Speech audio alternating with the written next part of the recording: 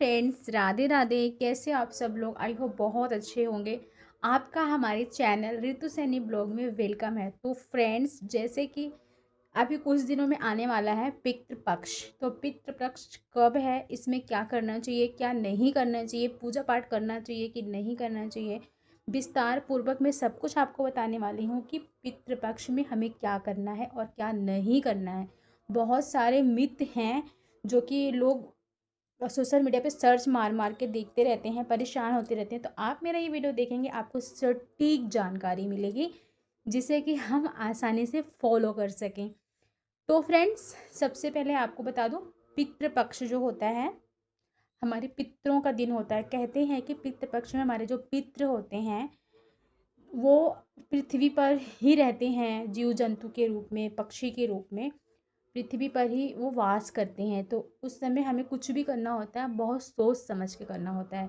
तो चलिए video start करते हैं। सबसे पहले पितृपक्ष कब से कब तक है? तो पितृपक्ष जो है वो 7 सितंबर से लग रहा है और 21 सितंबर को उसका समापन है। उसके बाद फिर नवरात्रि का प्रारंभ होगा।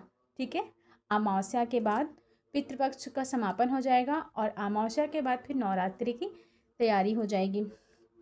तो सबसे पहले आपको पता चल गया कि 7 सितंबर से स्टार्ट है और 21 सितंबर को पितृपक्ष का समापन है। सबसे पहला सवाल कि पितृपक्ष में पूजा करनी चाहिए या नहीं करनी चाहिए? तो भाई, पितृपक्ष में पूजा करनी चाहिए। क्यों नहीं करनी चाहिए पूजा? पितृपक्ष में क्या हम खाना नहीं खाते? खाते हैं ना। तो हम भगवान को क्यों ऐसे छोड़ दें?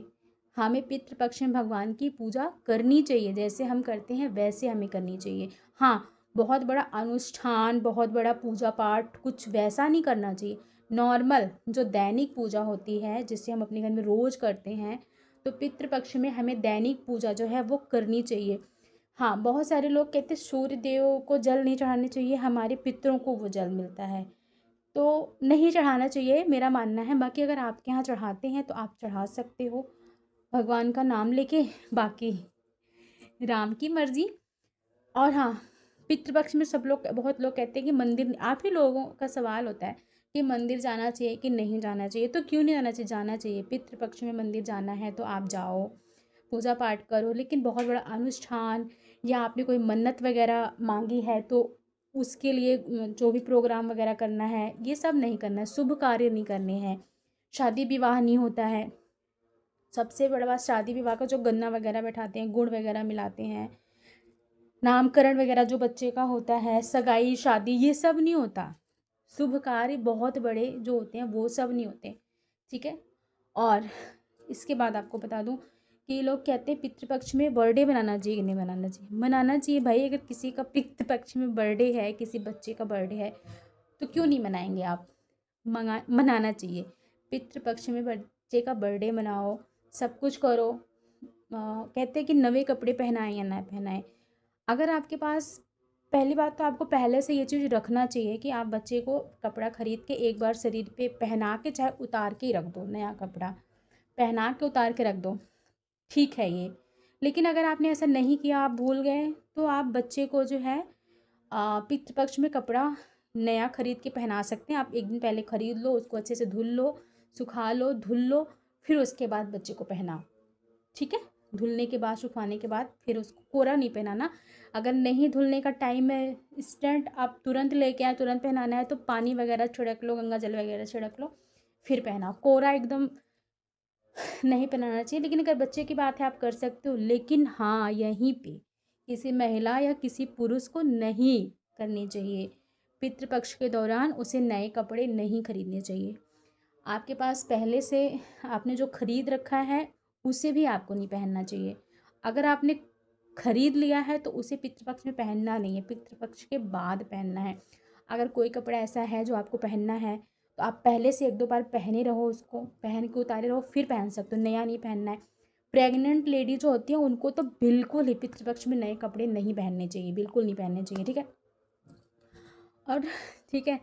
और हाँ, पितृपक्ष में किसी भी औरत, मतलब किसी भी स्त्री को, किसी भी पुरुष को हेयर कट नहीं करवानी चाहिए, बिल्कुल भी नहीं करवानी चाहिए। स्त्री को हेयर कट नहीं करवाना चाहिए, पुरुष को सेविंग वगैरह नहीं करवानी चाहिए, थ्रेडिंग भी नहीं करवानी चाहिए, ठीक है।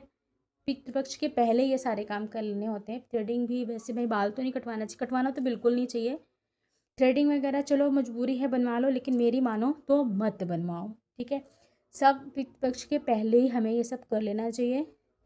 जो पुरुष वगैरह हैं वो अमावस्या पे ही अपनी शेविंग वगैरह करवाते हैं, उसके पहले नहीं। तो ये 15 दिन की बात होती है। कहते हैं कि हमें बहुत सोच समझ के मतलब रहना होता है पितृपक्ष में दिन, क्योंकि हमारे पितरों की बात होती है। फिर कई बार हमारे पितृ देव जो होते हैं, पितृ जो होते हैं, वो गुस्सा हो जाते हैं, रुष्ट हो जाते हैं। फिर हम पछताते हैं कि हमने ऐसी कौन सी गलती कर दी जो हमारे पितृ हमसे रुष्ट हो गए। तो ऐसे सब कार्य हमें नहीं करने चाहिए, ठीक है। पितृपक्ष में ऐसे सब कार्य हमें नहीं करने चाहिए। और एक बात आपको बता दूं कि पितृपक्ष में हमें शुद्ध सात्विक भोजन करना चाहिए, मांस मदिरा नहीं खाना चाहिए। हमें अपने किचन में जो है ऐसी चीज़ें नहीं बनानी चाहिए कि जो शुद्ध हो ना हो। मांस वगैरह बिल्कुल नहीं खाना चाहिए। अच्छी अच्छी चीज़ें बनानी चाहिए। अपनी किचन को हमें महकाना चाहिए, गमकाना चाहिए। पूड़ी कचौड़ी जो भी है, जो हमारी पितरों को पसंद था, उनकी पसंद का हमें बनाना चाहिए। हमें अपने किचन में शुद्ध सात्विक भोजन बनाना चाहिए, मांस मदिरा नहीं बनाना चाहिए, अच्छे अच्छे खाने पकवान बनाना चाहिए। और हाँ, मैं पहले भी बहुत बार बोल चुकी हूँ, मैं हर बार बोलती हूँ कि हमें अपने किचन में अच्छे अच्छे खाना बना के पितरों के लिए, जब हम कुछ भी बनाएं तो पितृ पक्ष में अपने पितरों के लिए हमें वो निकाल के जो है रख देना चाहिए। क्या खुद खाने से पहले थोड़ा थोड़ा हमें निकाल कर अपने पितरों के लिए वो चीज़ रख देनी चाहिए। शाम को हमें किचन को ऐसे खाली नहीं छोड़ना होता है, कुछ न कुछ अपने किचन में हमें रख देना चाहिए। जो कुछ हम बनाए रहते हैं उसे हमें एक जगह निकाल के थोड़ा थोड़ा रख देना चाहिए। अब आप बोलोगे सुबह उस खाने को, उस पानी को हम क्या करें, तो आप उस खाने को सुबह जो है गाय को दे दो, कुत्ते को दे दो। और जो जल रहता है उसे आप जो है पेड़ वगैरह में डाल सकते हो, ठीक है। हमें ये ज़रूर पितृपक्ष में हमें ज़रूर करना चाहिए। किचन को खाली नहीं रखना चाहिए। किचन में हमें जो हम कुछ बनाते हैं वो थोड़ा थोड़ा करके हमें किचन में एक जगह रख देना चाहिए। और उसे सुबह ही हमें वहाँ से हटाना होता है, शाम के टाइम की बात बता रही हूँ। और सुबह हम जो कुछ बनाते हैं उसका हमें पितरों के नाम पे गाय को, कौवे को छत वगैरह पे डाल दो, छाछ वगैरह पे कौवे को या फिर कुत्ते को आप वो चीज़ खिलाएं पितरों के नाम पर, ठीक है। ये हमें करना होता है। और एक बात और बता दूं आपको कि बहुत सारे लोग हैं, ये बोलते हैं, बहुत सारे लोग हैं ये कहते हैं कि हमारे घर का बड़ा बेटा पानी नहीं दे रहा है पितरों को, हम दें कि ना दें।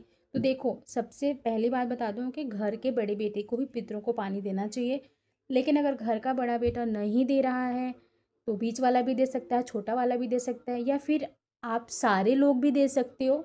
कोई ये नहीं है उसमें, आप सारे लोग भी दे सकते हो। लेकिन हाँ, मैंने सुना है, जहाँ तक जाना है अपने बड़ों से, पूर्वजों से यही जाना है कि घर की औरतें नहीं देती हैं पानी, हमारे घर के मर्द पानी देते हैं।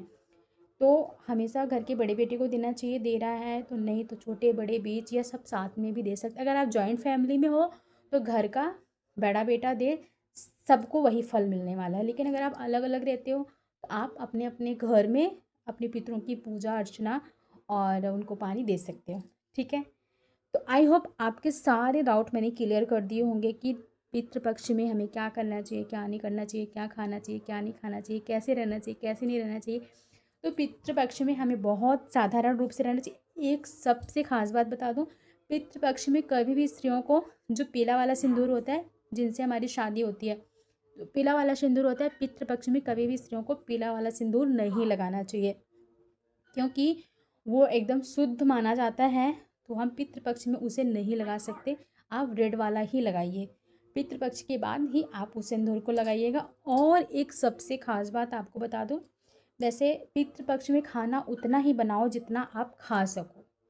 एक्स्ट्रा खाना ज़्यादा बना के फ्रीज में ना रखें, क्योंकि बासी खाना जो होता है वो पित्र में जो है वो ख़राब होता है, नहीं रखना चाहिए, नहीं खाना चाहिए। बहुत एक्स्ट्रा एक्स्ट्रा बना के फ्रिज में रखो, बासी तिवासी खाते रहो। हमें ऐसा नहीं करना चाहिए। 15 दिन पितृपक्ष में हमें बचाना चाहिए। और एक बात, पितृपक्ष में हमें आटा ज़्यादा गूंद के बिल्कुल नहीं रखना चाहिए कि हम ज़्यादा आटा गूंद के, जैसे हमने रात को आटा गूना बच गया तो हमने फ्रीज में रख दिया, ऐसे हमें बचना चाहिए। मैं तो यही कहूँगी, बचना चाहिए, बिल्कुल नहीं करना चाहिए। लेकिन अगर आपने किसी दिन आटा गूंद लिया और हमारा बच गया, तो हमें कभी भी उस आटे को पिंड की तरह ऐसे गोला बना के नहीं रखना चाहिए। जैसे पिंड नहीं बनाते लोग, पिंड पिंड की तरह, लड्डू की तरह गोला बना के नहीं रखना चाहिए। आटे को हमें किसी बर्तन में ऐसे रख के फिर उसको ऐसे चिपका देना होता है, ऐसे हाथ से ऐसे ऐसे करके फिर रखना होता है। गोला बना के पिंडी रूप में हमें आटे को, गुने हुए आटे को बिल्कुल नहीं रखना चाहिए। कहते हैं जो गुना हुआ आटा अगर हम फ्रिज में रखते हैं फिर उसकी रोटियां बना बना के खाते रहते हैं पूरा दिन, वो मृतक, मरे हुए खाने, मृतक के समान होता है, वो बहुत अशुभ होता है, ऐसा नहीं करना चाहिए। आई होप आपके सारे डाउट क्लियर हो गए होंगे। मेरा कहने का तात्पर्य यही है, जितना हो सके पितृपक्ष में साधारण रूप से रहो। बहुत ज़्यादा दिखावा, बहुत ज़्यादा उसकी ज़रूरत नहीं है, बहुत साधारण रूप से रहो। लेकिन जो चीज़ बहुत ज़्यादा ज़रूरी हो हमें वही चीज़ करना चाहिए। जो नहीं ज़रूरी है, अगर हम 15 दिन नहीं करते हैं तो ऐसा कुछ भी नहीं हो जाएगा। और हमें 15 दिन वही करना चाहिए जो हमारे पितरों को पसंद हो, क्योंकि अगर हमारे पितृ रुष्ट हो जाते हैं तो हमारे ऊपर बहुत भारी भारी संकट आने स्टार्ट हो जाते हैं। फिर हम समझ नहीं पाते कि हमने कौन सी गलती कहाँ पे कर दी। तो पितृदेव को कभी भी रुष्ट नहीं करना चाहिए, उनकी मनपसंद चीज़ें ही करें। आई होप आज के सारे डाउट क्लियर हो गए होंगे। हो गए हैं तो please like subscribe my channel, bell icon press करना मत भूलना। इसी तरीके की वीडियो देखने के लिए please like subscribe my channel. मिलते हैं किसी नेक्स्ट वीडियो, तब तक के लिए bye bye, Radhe Radhe, thank you for watching.